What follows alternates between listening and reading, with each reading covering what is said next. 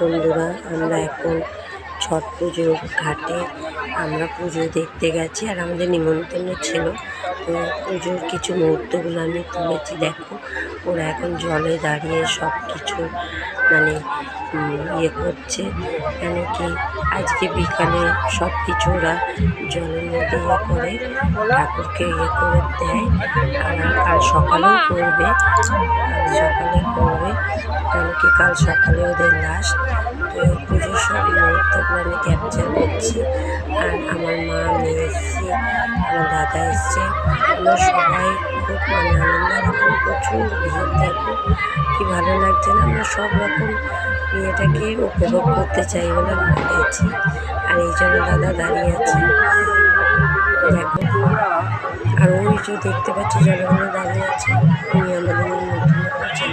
ওনার পুজোতে আমরা এসেছি। এখন উনি জল থেকে কত ভালো লাগছে না?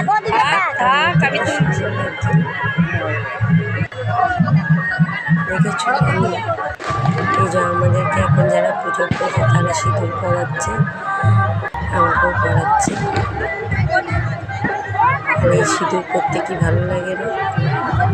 আর সিঁদুরকে পুরোটাই ভালো লাগে, প্রসাদ খেতেও ভালো লাগে, ঠেকুয়াটা তো বিশেষ করে। এই যে ইনি আমাদের নিমন্ত্রণ করেছে, ইনি পুজো করছে, আর আমাকে এখন আমার সিঁদুর পরাবে।